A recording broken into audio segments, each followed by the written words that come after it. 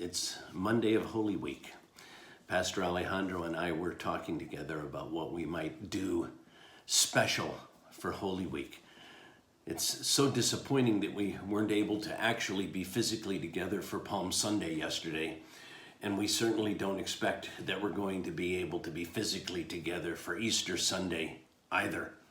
And of course, Good Friday is coming up even before that. And so we talked about what we might do that would be special for Holy Week. And what we decided to do was a series of devotionals based on the 7 last words of Christ from the cross, the 7 last sayings of Christ on the cross. We're hoping that these might be helpful to you as meditations or as a place from which to launch in your thoughts and in your prayer time. And so we come to the very first of these, and we find it in Luke chapter 23 and verse 34.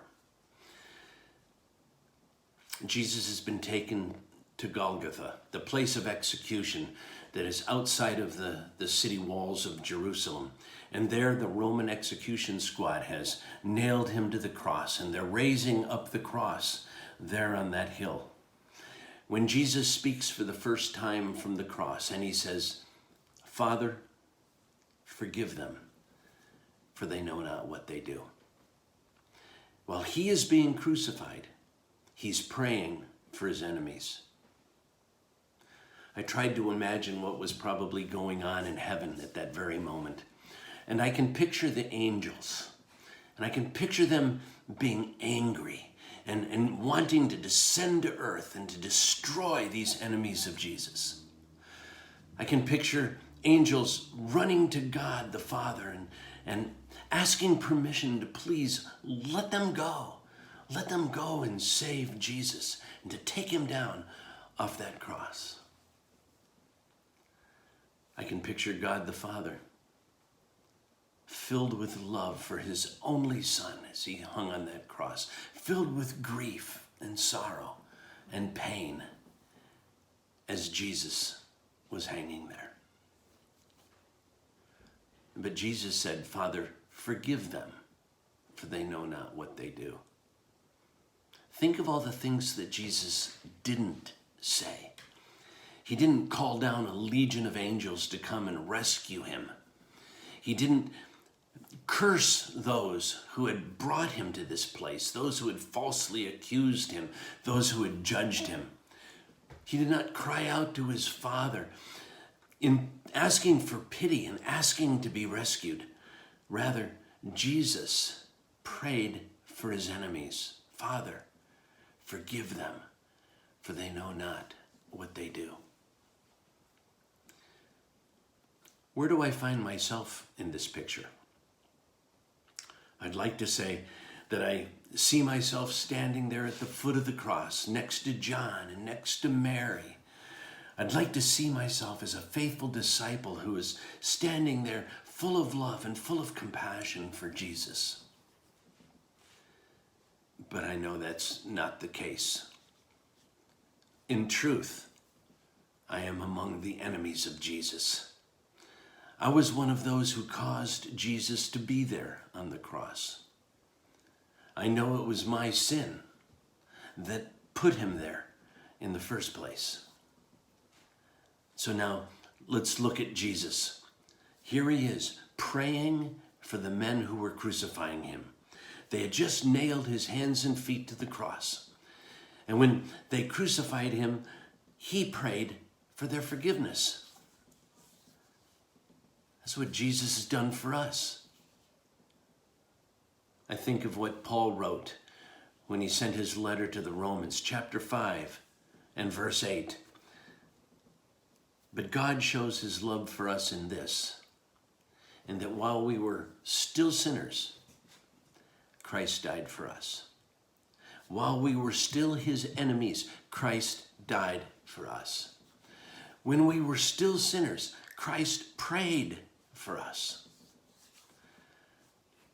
Look at Jesus as he prays. He's the good shepherd, still searching for that lost sheep, still out looking for that wandering lamb. He's the loving older brother who is praying for his wandering and prodigal brothers and sisters, praying that they might come home. Jesus is our high priest, and there he is, interceding for us on the cross. And he's the Son of God, the holy, eternal Son of God, asking his Father to forgive us our sin. Look at the prayer of Jesus. Father, forgive them, for they know not what they do. When he prays, forgive them, for they know not what they do, we find ourselves in the them. We find ourselves in the they. He's asking his Father to grant full absolution for his enemies. In this prayer, we find forgiveness for our sin. It is in this prayer that we find hope, that we can escape from our sin and live holy lives and go to be with God ourselves. Jesus prayed for us. We're forgiven. We have no need to fear the consequences of our sin anymore. If we place our hope and trust in him, if we believe that he is who he said he was, if we believe that when he went to the cross, he took our sins to that cross with him, that he died in our place as a substitute for us, if we trust him, then we will find that we are among those for whom he prayed at that moment. We who were his enemies are now his brothers and sisters. We are forgiven.